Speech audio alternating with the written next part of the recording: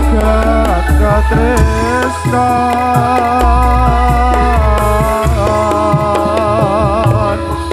tiada yang lebih indah, tiada yang lebih rindu selain hatiku. Andai engkau tahu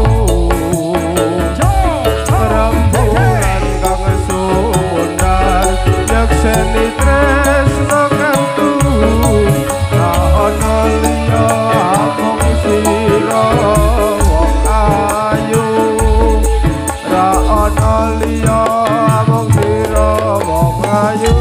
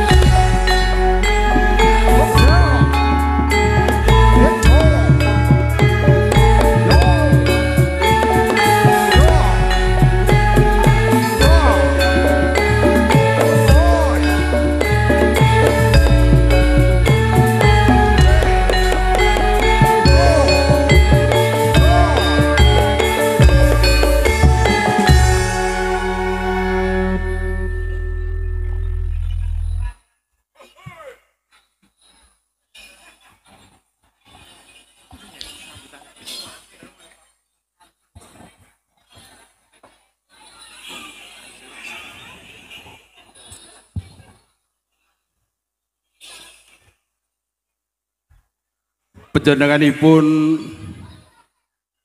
para pepundhen bini sepuh aji sepuh ingkang satuhu kinurmatan, panjenenganipun Bapak Ibu perangkat desa Kembang Kuning ingkang satuhu kula hormati, panjenenganipun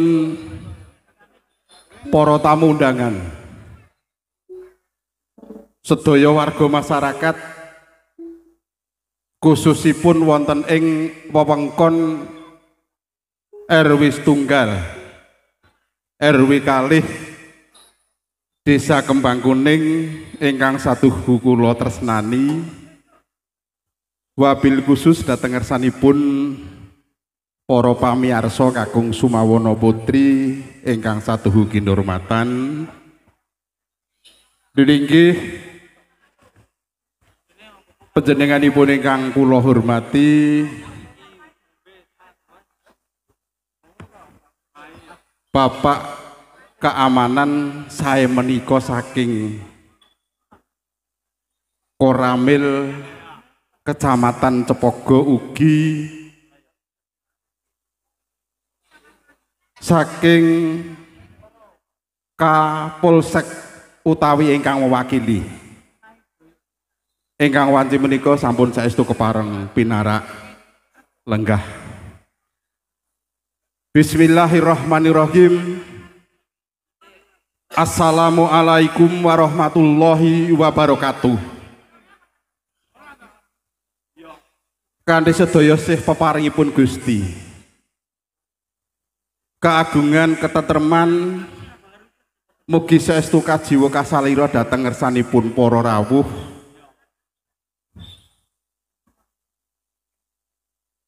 bilih wonten ing wanci dalu menika saestu kanthi nikmatipun Allah ingkang pun paringaken dhateng kula lan panjenengan, saengga dalu menika kita sedaya saged kepareng rawuh ingkang saperlu wanci menika kepareng nyendikani dawuhipun para panitia rawuh wonten ing papan menika.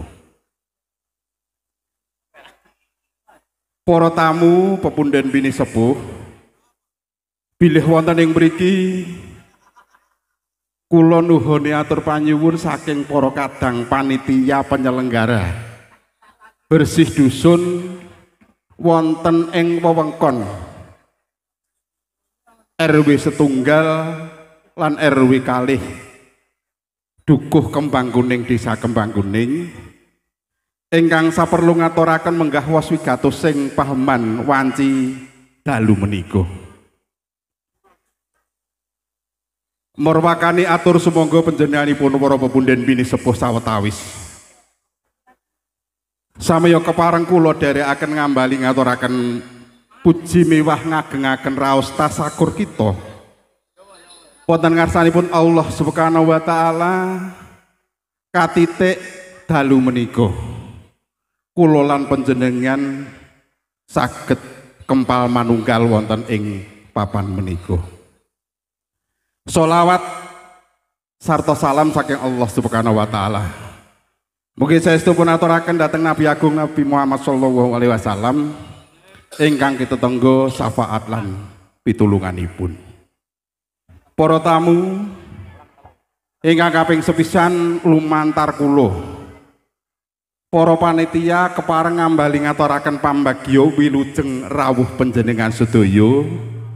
Mugi saestu panjenengan sedaya keparenga pinarak lenggah ngantos paripurnane ngadicara dalu menika. Sinarta ngaturaken gunging panuwun ingkang tanpa winates dhateng ngarsanipun para tamu ingkang wanci dalu menika sampun saestu kepareng rawuh saperlu hangestreni menggah wontenipun para kadang panitia ngawontenaken tasakuran bersih desa nglersi wonten ing Anggara Kasih setiap setunggal tahun sepisan. Menika salah setunggaling tradisi acara ingkang rutin bilih wonten ing dalu menika pun adani tasakuran sedaya warga masyarakat kanthi ngawontenaken hiburan. Bilih hiburan menika saestu kapendhet saking sedaya warga masyarakat lokal khususipun Kembang Kuning. Ngengeti budaya Jawi kang sawetawis sampun luntur, mestinipun perlu pun kembangaken malih. Pramila dalu menika saestu seni tari joget Sekar Tejo menika dumadosipun saking warga masyarakat Kembang Kuning. Ugi nelaken gunging panuwun dhateng sedaya warga masyarakat ingkang sawetawis tebih sakderengipun sampun pun rencana, sampun pun penggalih kanthi jelas. Wosing dalu menika awit sedaya sih peparing panjenengan saking sedaya warga masyarakat lumadinding adicara dalu menika saestu saged lumampah kanthi saelan prayogi. Ugi saestu nelaken gunging panuwun ingkang tanpa winates dhateng para seniman seniwati khususipun ingkang mapan wonten ing wilayah Gempal sakiwa tengenipun awit dumadosipun Sekar Tejo menika. Menika saestu dumados saking warga masyarakat Kembang Kuning pun sepuhi saking para warga masyarakat khususipun ing Gempal. Dados dalu menika saestu atas nami panitia lan warga masyarakat nelaken gunging panuwun ingkang tanpa winates ugi Rafinsa Musik saking Kembang Kuning saestu sampun kepareng nyengguyung wontenipun acara dalu menika. Bilih saestu wong ing dalu menika kula lan panjenengan saestu nggadahi panyuwun dhateng ngarsanipun Allah Subhanahu wa taala. Bilih sak menika ngawontenaken tasakuran mekaten bersih desa ingkang kawiwitan wiwit kala wengi sampun wonten pergerakan saking masyarakat Khususipun wonten ing RW setunggalan kalih kegiatan warga masyarakat kaitanipun kalian bersih lingkungan. Siang wau kawontenaken tradisi nggih sedekahan berkenduri. Alhamdulillah kanthi sedekah niat sae kula lan panjenengan mugi saestu warga masyarakat Kembang Kuning pun paringi sehat, pun paringi sedaya kebetahanipun uga kacep-kapaken, pun tebihaken saking godholan rencana, pun caketaken saking kanugrahanipun Gusti Allah Subhanahu wa taala. Kelajenganipun para tamu ugi nelaken gung panuwun dateng ingkang sepisan Pak Camat ingkang sampun maringi idi lan wekdal saking Polsek ugi Koramil bilih lampahipun adicara dalu menika panci khusus kagem hiburan warga masyarakat. Pramila kula nyuwun tulung kanthi tanget kagem adik-adik Kaneman monggo pun nikmati dipun jagi keamananipun. Wis pokoke nek ning Bang Kuning ora aman nggih. Nek perlu gawe repot niki mangke urusane saya repot. Pramila kula nyuwun tulung hiburan menika saged pun nikmati ingkang sak saesaenipun. Liripun tetep aman wontenipun pertunjukan dalu menika. Para tamu pepundhen bini sepuh bilih para panitia tebih sakderengipun anggenipun badhe ngadani adicara tasakuran menika tertentu kathah lepat lan kirangipun langkung-langkung generasi penerus sak sampunipun Pak Hadi Marsono sak rencang menika tasih kalebet laring kan enem. Pramila sedaya kirang lepat menika mapanipun wonten wakil leresipun wonten warga masyarakat sedaya lepat nyuwun pangapunten. Sawetawis kula ingkang kepareng piniji matur. Wabilih hatur kula kathah lepat lan kirang. Mugi panjenengan sedaya paring pangapunten. Sugeng dalu, sugeng mirsani wontenipun gelar seni Sekar Tejo. Akhirul kalam, assalamualaikum warahmatullahi wabarakatuh. Nuwun.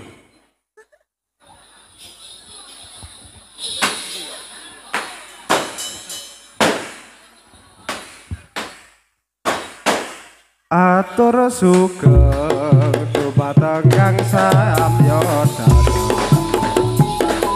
awet tari wujud kula kepengirang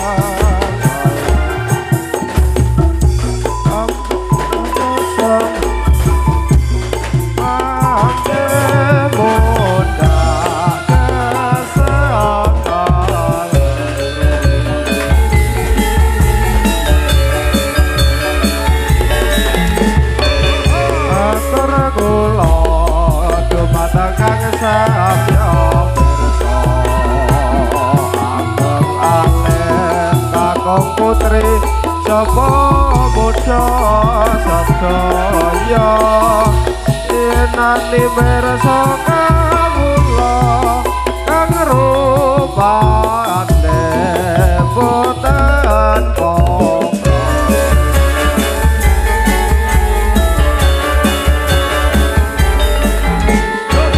kula niki lare saking Kembang Kuning dereng saged tontonan muda negara sanyata saged tembung lupa sapa kumados pakupaji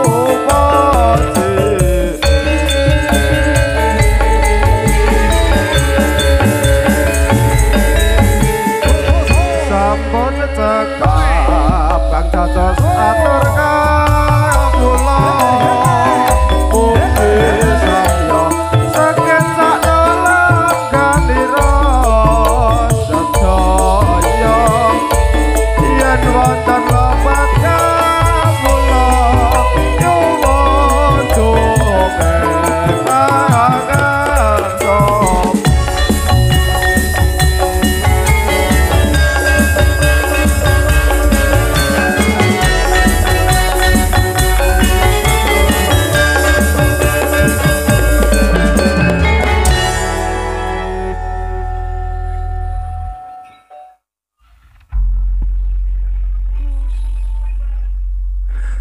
kusuman ning ati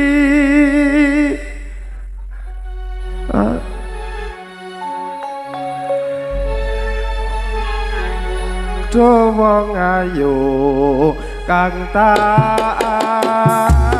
ati mongko kamu bisa gawe tentrem ing atiku biyen ate janji tak ugemi ora bakal lali tur kelingan jroning ati sabedaing bumi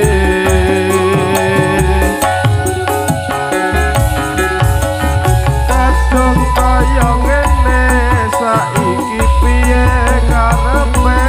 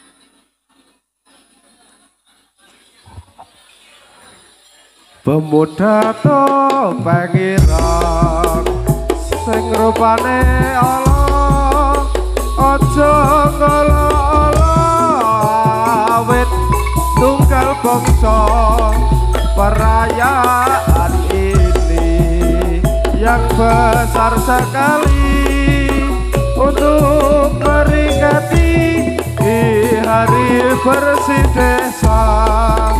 Perlu arah-arah agane hiburan supaya nek akhir bisa entuk karomatan dados sampun bekap lagu-lagu kula mbok menawi lepat nyawa dongeng pangarsama.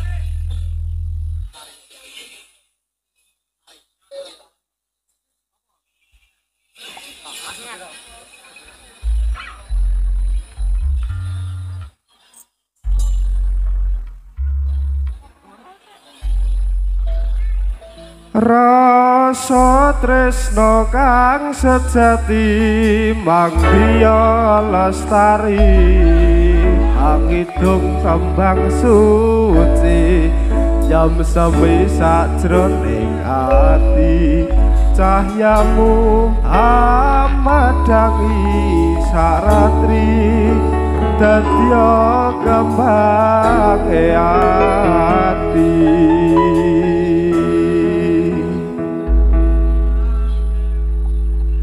Sang Dewi katon lam-lambi apa barwangi semi arum tembake melati dasar mulane dadari wong ayu wong loro maksa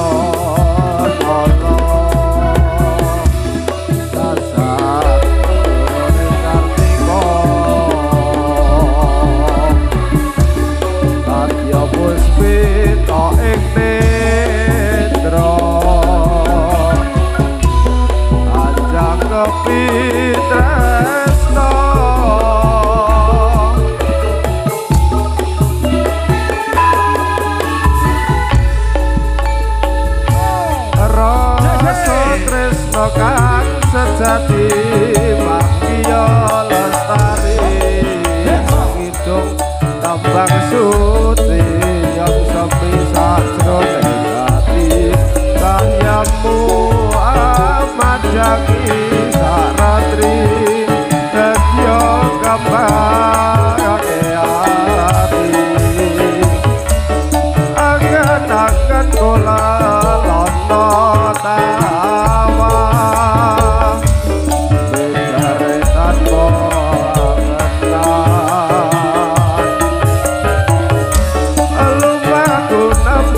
marang kabagyan banget maneh sinawa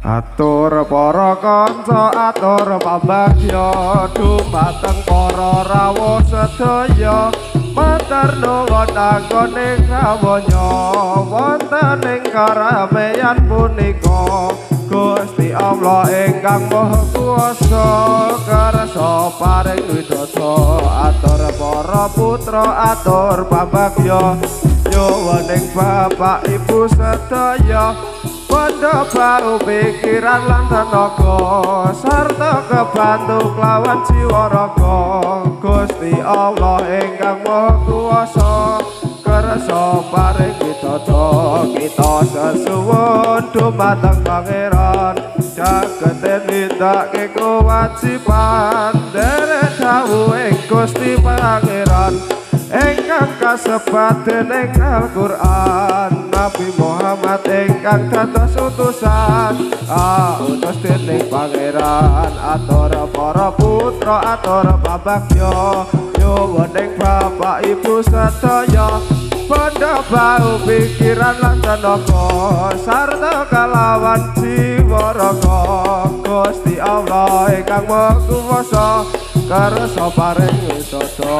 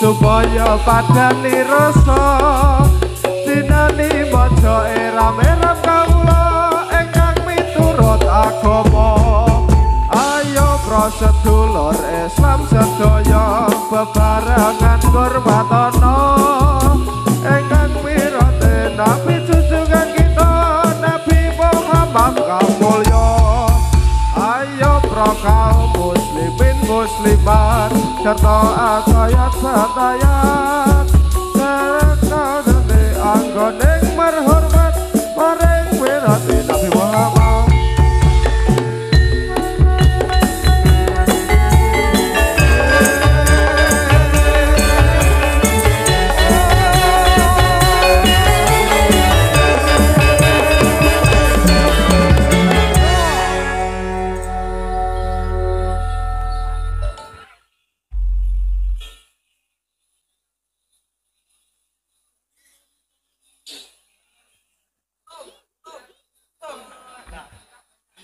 Ayo. Sampun paripurna kula paring parisuka pile lepas nyewot ngapura nyata wakil saking kadang muda niki sadine topeng ireng kang dadi arane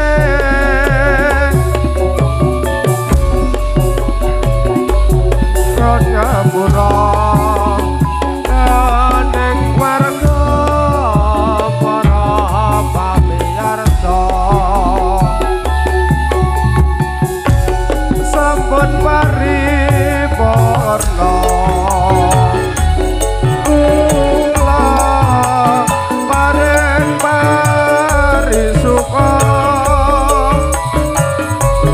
bila lepat nyobot ngapura jata wakil saking jajar muda mula makaret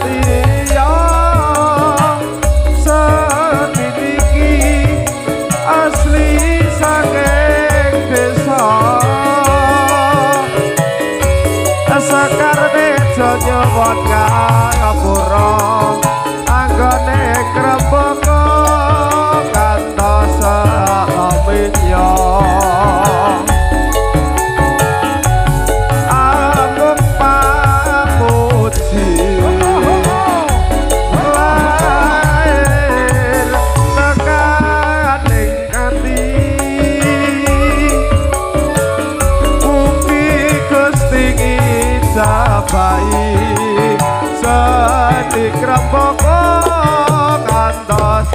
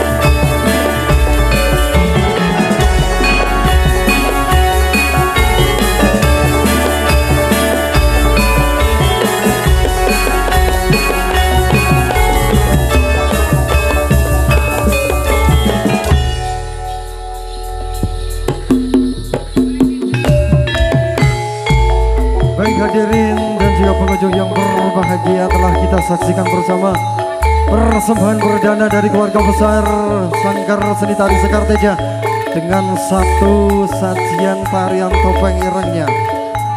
Masih akan hadir dua persembahan tarian dari Sekar Teja menghibur panjenengan semuanya. Namun kali ini hadir menemani panjenengan semuanya para Rafinsa Music Production yang hadir bersama dukungan mantap dari El Nino Audio Production. Hadir untuk panjenengan semuanya Dian Karisma.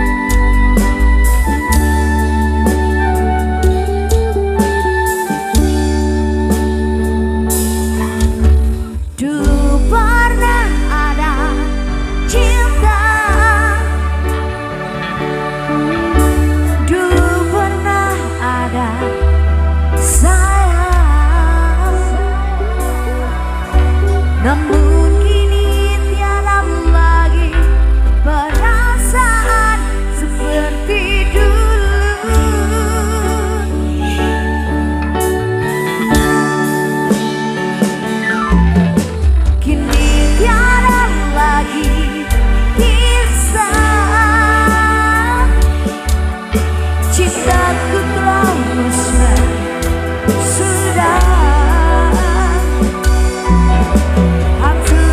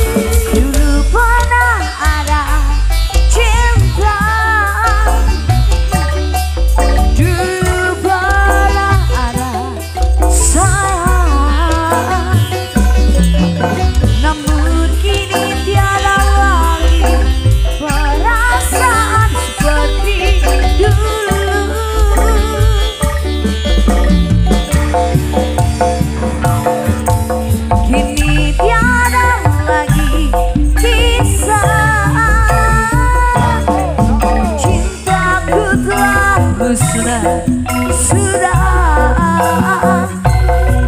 hancur hatiku, telah kau sakiti perasaanku.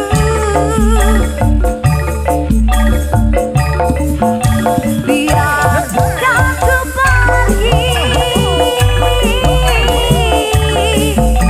jangan kau tanyakan lagi. Ku yakin